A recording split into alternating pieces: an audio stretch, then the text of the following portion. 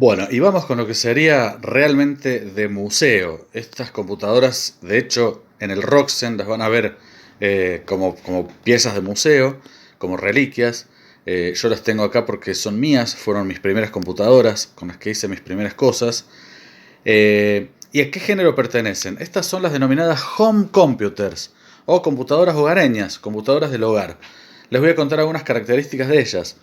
Esta fue la primera que yo tuve en mis manos, no la primera que usé, había usado otra antes porque, bueno, la había trabajado en un curso, en Embalse, estamos hablando del año 81, 82, y esta fue la primera que me compraron, efectivamente, que fue mía. La TI 994A de Texas Instruments. Esta computadora usaba un sistema de cartuchos, que se ponían los cartuchos aquí para, como los de los videojuegos, como de los videojuegos viejos. El teclado bastante modesto, como podrán ver, pero teclado mecánico, el sueño de todo gamer. Y se conectaban todas estas computadoras hogareñas, home computers, a dispositivos domésticos, por ejemplo el televisor. Si bien uno podía comprarse un monitor para estas computadoras, pero era todo un lujo, no todo el mundo podía acceder a eso. Así que usábamos un tele que estuviera en desuso en la casa, o el tele principal, y había que, compatibilizar los horarios. Cuando la familia no veía la televisión, aprovechábamos para utilizar la compu. Estas computadoras eran básicamente para programar. Nosotros necesitábamos programar lo que usábamos y la información se cargaba o a través de disquetes, los que tenían disquetera, que por ejemplo no era mi caso, y sino a través de un dataset. ¿Qué era el dataset? Un pasacassette simple, común y corriente, que lo que hacía era ejecutar los programas a través de cassette. Acá tenemos otra reliquia, ¿sí?, que muchos de ustedes quizás los han visto y quizás no. Los cassettes venían con programas y uno iba a los negocios y compraba los programas para jugar o para hacer cosas en estas computadoras. La TI 99 tenía una memoria de 16K. No estamos hablando de megas ni de gigas. 16.000 bytes de memoria apenas. Y no saben todo lo que se hacía con eso. Otra computadora emblemática de la década del 80 fue la Talent MSX. MSX fue un intento por normalizar lo que era la línea de home computers. ¿Por qué digo normalizar? Porque resulta que todas estas computadoras, que estas son tres, pero había muchísimas más, eran totalmente incompatibles. No podíamos usar el dataset de la Commodore, ¿sí?, no lo podía usar en la Talent, ni tampoco en la Texas. Cada una tenía que tener su propio dataset. Las conexiones, los programas, el software, nada era compatible entre sí. Cada equipo tenía sus propias cosas. Más o menos como lo que hace Apple. Entonces, ¿qué pasa? Que había una gran diversidad de equipos en el mercado y todos con sus diferentes componentes y diferentes tipos de software.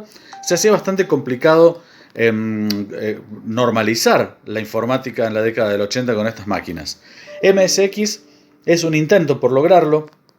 La norma MSX intenta emparejar, varias empresas adhieren a esta norma y se logran fabricar unas cuantas máquinas, Toshiba, Talent, algunas máquinas en España como Oric One, logran hacer algo así como un estándar, pero tampoco prosperó. ¿Por qué? Porque llegó la PC y arremetió con todo en la década precisamente del apogeo de estas máquinas, que fue la década del 80.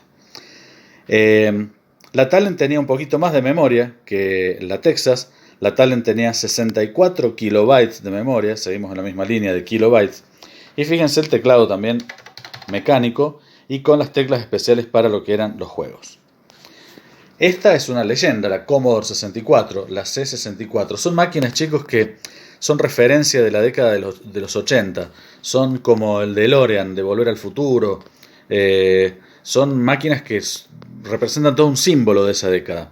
Así que si ustedes buscan Commodore 64 van a encontrar mil cosas, e incluso van a ver referencias en películas y demás. Esta, miren, está con el manual, con todo. De hecho, las tengo con sus cajitas y todos sus embalajes originales y sus cables. La Commodore 64 venía con su dataset. Estas también lo tenían, pero bueno, algo habrá pasado en el camino que no los tengo más. El dataset, les vuelvo a repetir, alimentaba de programas a la computadora. El programa se leía y era un ruido bárbaro el que se escuchaba mientras se cargaba el programa a la computadora. La Commodore 64, como su nombre prácticamente lo indica, tenía 64 kilobytes de memoria, igual que la Talent MSX DPC-200. La Talent también tenía un sistema de cartuchos. Se podrían comprar los cartuchos o cartridge con programas o con juegos. La mayoría de las veces era con juegos. Algunas utilizaban disquetes de estos, como les dije antes. Había que comprar la disquetera, por supuesto, para la Talent, o para la Commodore, o para la Texas. Cada una llevaba su propia disquetera. Chicos, estas son las home computers, símbolo de la década de los 80, que nos proporcionaron mucho aprendizaje y mucha diversión a los que tuvimos la suerte de trabajar con ellas.